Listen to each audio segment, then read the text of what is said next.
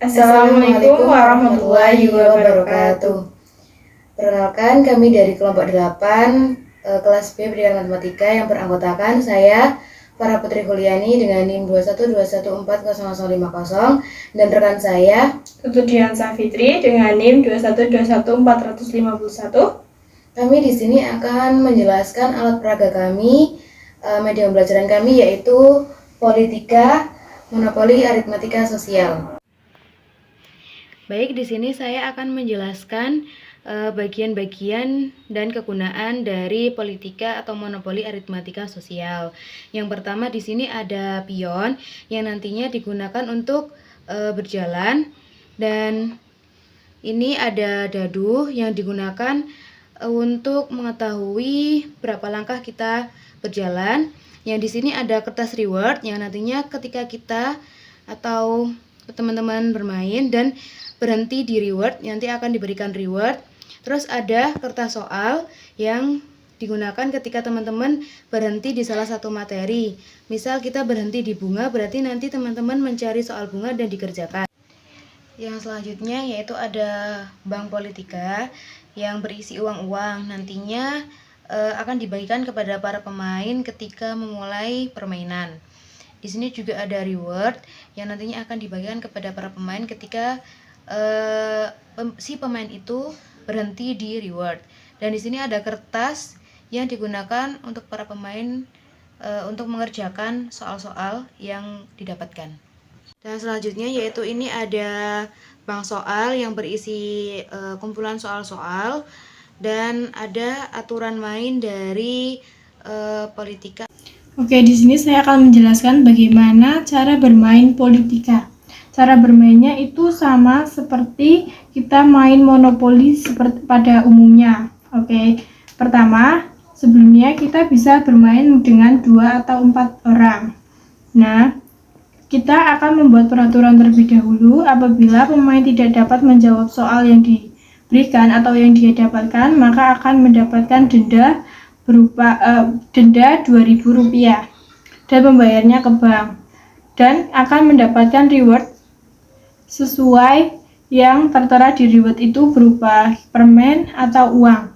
Oke, di sini di bank soal tersebut akan setiap pemainnya akan diberikan uang Rp200.000. Setiap pemainnya itu akan diberikan uang Rp200.000. Oke, kita mulai permainannya yaitu kita mengocok dadu terlebih dahulu. Nah, di situ bernilai ini ada 6 dan 2 berarti 8 ya. Oke, kita berjalan ke kanan 8 langkah. 1 2 3 4 5 6 7 8. Nah, di sini kita mendapatkan pajak. Berarti di sini kita mencari soal pajak terlebih dahulu. Oke, contohnya seperti ini. Oke, pemain mengerjakan soal tersebut yaitu dengan mengambil lembar kertas yang sudah disediakan oleh bank soal. Di sini kita mulai mengerjakan ya. Yaitu adalah Brok mempunyai penghasilan per bulan sebesar 10 juta jika ketentuan tarif pajak penghasilan tahunan di negara Brok sebesar 15%, hitunglah besar PPh Brok setiap tahunnya.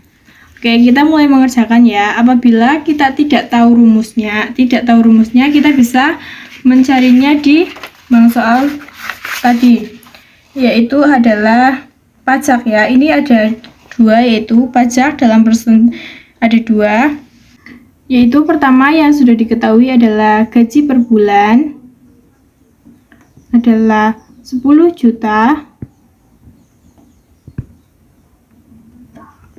Dan untuk gaji per tahunnya berarti kita dikali 12, berarti adalah 120 juta. Nah, yang ditanyakan adalah hitunglah besar pajak Brok setiap tahunnya. Tadi adalah pajaknya adalah 15% per 100 dikali 120 juta. Hasilnya adalah 18 juta.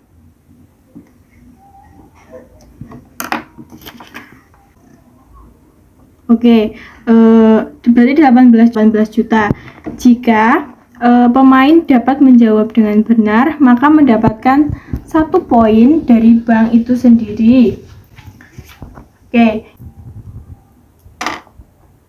yaitu 10.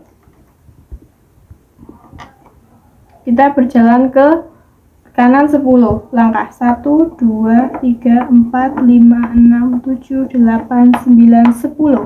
Oke, di sini pemain mendapatkan soal bunga. Kita cari soal bunganya ya.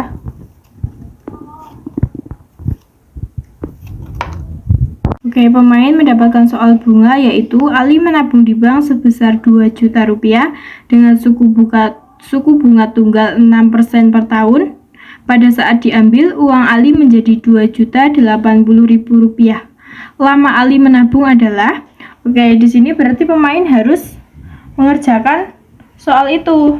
Nah, tetapi pemain itu tidak bisa mengerjakan soal itu dan dia pas, berarti dia harus membayar sebesar 2.000 rupiah di bank. Nah, jika sudah, berarti kita ke pemain selanjutnya, yaitu 7. 1, 2, 3, 4, 5, 6, 7. Nah, di sini adalah kita sampainya di petak reward. Berarti kita mengambil 1 kartu reward, yaitu mendapatkan 3 buah. Nah, kebetulan di bank itu sendiri masih ada permen, dan tadi kesepakatannya adalah permen, berarti pemain tersebut mendapatkan 3 buah permen.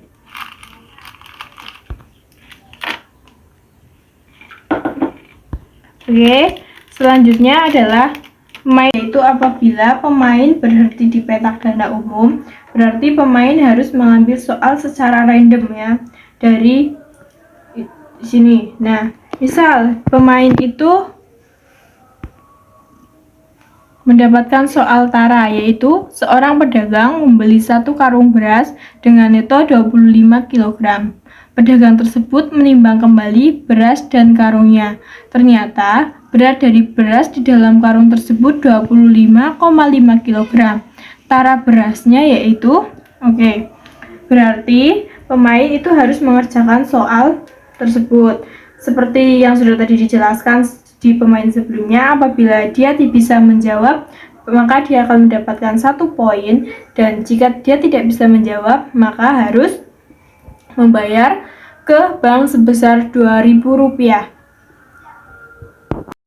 Oke, apabila pemain berhenti di peta kesempatan, maka pemain mendapatkan 2 pilihan kesempatan, yaitu kesempatan yang pertama, dia diizinkan maju kembali tanpa harus menunggu gilirannya, atau apabila nanti pemain tersebut kembali bermain dan maju itu mendapatkan harga jual, semisal harga jual, dia bisa memanfaatkan kesempatan tersebut, yaitu dengan tidak menjawab soalnya dan tidak perlu membayar uang denda ke bank tersebut. Jika permainan sudah berakhir 2 kali putaran atau 3 kali putaran, pemain itu dinyatakan kalah apabila pemain tersebut sudah tidak memiliki sisa uang dan mendapatkan poin paling sedikit. Dan pemain dikatakan menang apabila dia memiliki sisa uang terbanyak dan mendapatkan poin terbanyak. Oke, untuk pemain yang menang nanti akan mendapatkan reward dari bank tersebut. Bank itu sendiri yaitu berupa sisa permen dari bank tersebut. Oke, sekian penjelasan dari kelompok kami, yaitu kelompok 8 dengan alat peraga politika monopoli aritmatika sosial. Nah, pembuatan alat peraga ini bertujuan untuk mempermudah siswa atau membuat siswa itu lebih asik atau menyenangkan dalam memahami materi aritmatika sosial ini. Mungkin sekian yang dapat kami sampaikan. Kurang lebihnya kami mohon maaf dan semoga bermanfaat. Sekian, terima kasih. Wassalamualaikum warahmatullahi wabarakatuh.